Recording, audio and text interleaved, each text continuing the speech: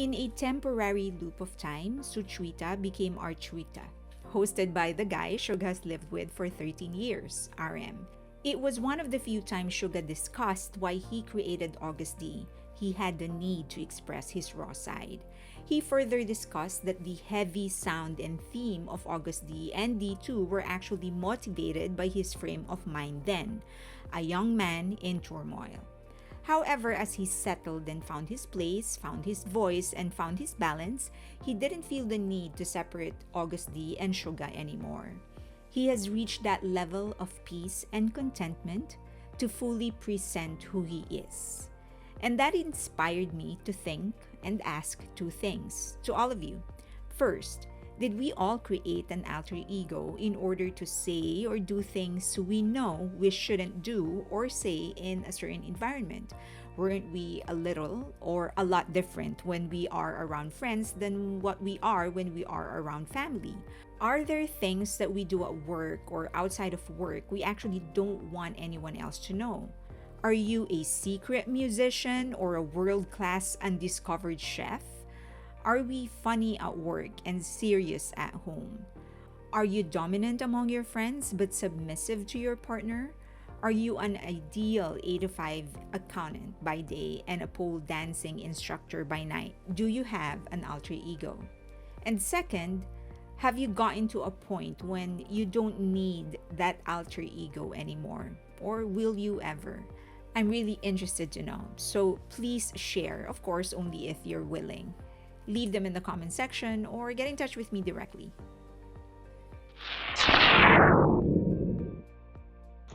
As you can see, I'm catching up with my BTS content, like many of you, I'm sure. But we don't have a lot of time. J-Hope has a documentary and an album, and then Jin is coming back in June. I do hope he gets to rest first. But anyway, I'm catching up. All right, so obviously I'm doing it 5 episodes at a time for Suchwita, but there might be some other episodes still on Suchwita because I want to do one separate just for BTS. All of these episodes with BTS. Okay. Let's get on with the video, but first, if you do end up liking this video, please give it a like. Of course, hit that subscribe button, that notification button, so that you know when there's a new video getting published. I hope that you can just have the notification on for all content. And share the video if you can. And of course, please follow me on other social media links that you see on your screen right now, especially on Twitter, formerly Twitter, now X. I will be uploading more content there, and for anything personal is on my Instagram. I will start uploading on Instagram as well. So follow me there as well. Okay, on to the video. How much time do you have left? While I know that time will come, he won't be as active as a performer as he was before going to the military. I am sure that Suga will forever be involved in music. But hearing him say that reminded me of another moment in Suchwita, episode 6 with Shin Dong-yup. Yup said he had to embrace age. We all have to embrace age. It's inevitable, guaranteed, and universal. We will all get older and change. Hearing Suga's piece with it was enlightening and refreshing. He seemed to have fully accepted that change will someday come. But he's also aware enough to feel the resolve to just do whatever it is that he's doing now for as long as he can. So how about you? How much time do you have with your career, or in the place you are staying, or in a relationship you are now? Doesn't have to be romantic, by the way. Are you making the most out of it? Are you packing up on memories enough to sustain you when it's time to say goodbye? Do you know what it takes? Anyone trying to get into Hollywood will tell you that for every one job they get rejected to 100. And for every one person who gets in, hundreds, if not thousands, actually fail. What Yi Sung-min said about the rate of failure and success in the entertainment industry is not surprising. What was surprising is him choosing to be practical in giving advice to people who want to pursue a career in entertainment at the risk of offending people or being hated, considering frankness and bluntness aren't common in Korean culture. As Suga said himself, part of the reason he managed to endure all the hardship is that he didn't really know what he was getting into. He didn't know how much sacrifice he had to make and pain he had to endure. The good thing is that it worked out for him and the rest of BTS, but there are thousands of others who failed. Have you ever pursued something, gave it all that you've got, and still did not succeed? Or maybe it's the reverse. You succeeded, but then there were hundreds or thousands who failed. Would you want anyone you love to go through what you had to go through? Did you enjoy your struggles? When Yi Sung Min said that if he was given the chance, he would like to go back in his 20s, it was when he was struggling the most and when he was poorest. But he enjoyed his struggle and it made him who he is. He wanted to go back to relieve the drive and enjoy the struggle more. This is something Suga actually echoed when RM hosted Suchwita and asked him what part of his life he wants to go back to. Suga said he wants to go back to when they were trainees when he was 18 because he wanted to feel the drive, live the struggles once again, and experience the joy of it. I thought, what an oxymoron, what an enlightening thought. We really need to learn how to remove our thoughts and emotions from the situation to a certain extent. Just because situations are difficult doesn't mean we need to be miserable. I mean, there are a lot of people out there who have barely anything in life and they manage to feel at peace and happy as they push towards better times. If we learn how to do it, how much better will we be as people? Have you gotten to a difficult situation and still managed to see the positive side of things? How did it affect you? And do you mind sharing them? Heart on your sleeve. That simple sentence actually explains why there is so much sanctity in the songwriting, production, and composition process. Actually, there is so much sanctity in the creation of any art, especially if the art piece contains the story of the creator. A part of the artist goes into the piece of art. It's like putting a piece of your heart or soul on the table for everyone else to consume, judge, and criticize. While some of the criticisms will be valid, it doesn't change the fact that it is a part of the artist. Jimin, of course, has written before, but faces the first full album he fully took on.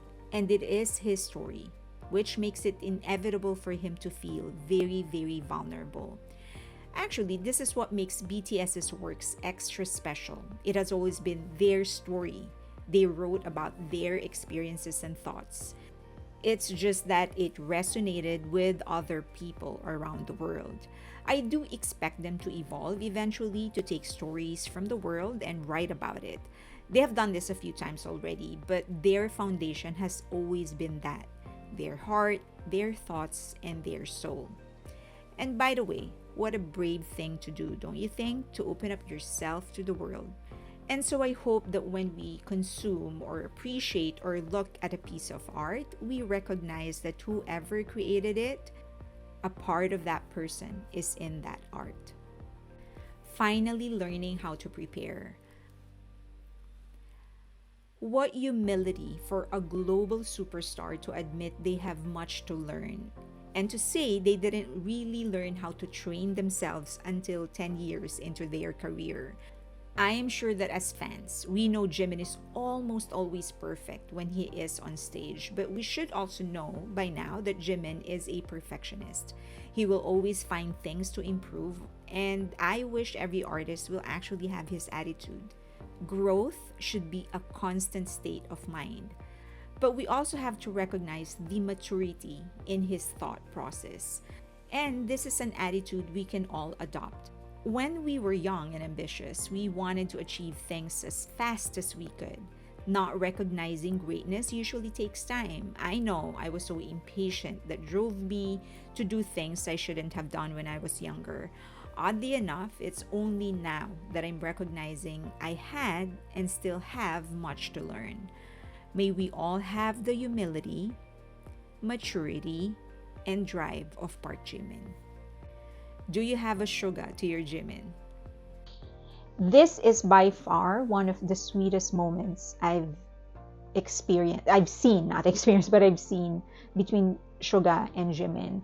In the previous episode, when I said that Suga is so generous of praises, he does not think twice about praising other people. And so I also feel relieved and happy when others are just as generous to him as they are, as he is to them. So when Jimin said, it was that moment that I realized I need to fight for this team. It was when Suga told him, you need to debut in this team because your voice is unique, because you belong to this team. And that's, Jimin said that that's when I knew this is my team. And I felt like how generous of Jimin as well to let Suga know that, for him to recollect that, and then for him to actually allow us to learn about it, to share that to us as well. I felt that was extremely generous, and I realized this is why you are a team. That's why you are a great team, because you are kind towards each other, because you have affected each other, and so you really changed each other's lives. This is why you belong together. That's why you work. This was a perfect example of why, one of the reasons they work well as a team. The elephant in the room.